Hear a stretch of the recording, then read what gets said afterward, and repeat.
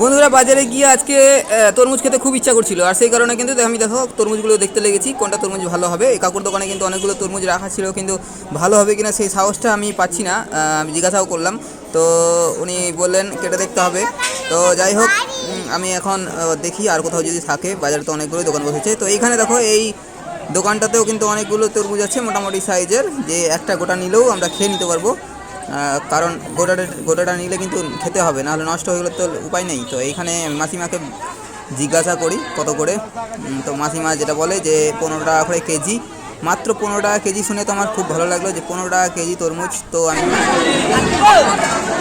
একটা মিডিয়াম সাইজেরগুলো ভালো দেখে দাও, তো মিডিয়াম সাইজেরগুলো ভালো দেখে দাও, লাল যেতে হয়।